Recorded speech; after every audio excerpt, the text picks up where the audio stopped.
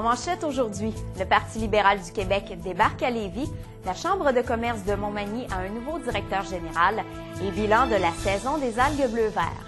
Mesdames et messieurs, bonjour, voici vos actualités Informe-Affaires de ce lundi 29 septembre 2008.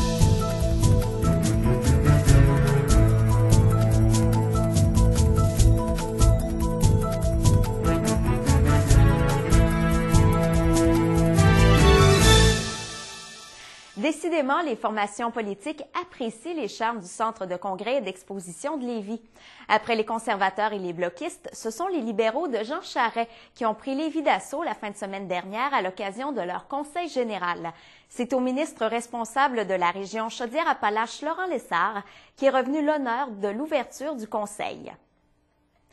Le premier ministre Jean Charest s'est aussi adressé à ses partisans. Il n'y a qu'un seul parti qui n'a pas de permission à demander à un grand frère fédéral quand c'est le temps de parler au nom des Québécois. Et c'est le Parti libéral du Québec. La Chambre de commerce de Montmagny accueille aujourd'hui son nouveau directeur général, Francis Lemieux. Il succède à Suzanne Lacombe qui a quitté ses fonctions vendredi dernier. Des raisons familiales l'ont poussée à prendre cette décision. Elle ira relever un nouveau défi professionnel dans la région de Thetford Mines. Quant à Francis Lemieux, il était jusqu'à tout récemment le coordonnateur de la Chambre de commerce de la MRC Bellechasse. Il détient un baccalauréat en sciences politiques et communication. Il est aussi bien connu de la communauté manimontoise puisqu'il a été notamment coordonnateur au Festival de Loi-Blanche et possède une bonne connaissance des organisations de la région.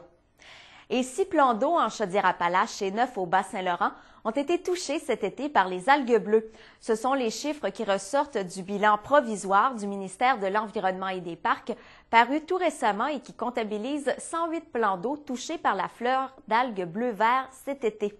Chez nous, mentionnons notamment le lac Saint-Charles de Saint-Charles-de-Bellechasse et le lac Saint-Pierre à la hauteur de Mont-Carmel, Saint-Gabriel-de-l'Allemand et Saint-Pacôme.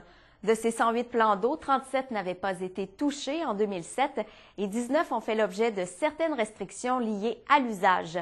Rappelons que l'an dernier, Québec avait investi près de 200 millions de dollars dans un plan d'intervention contre les algues bleues.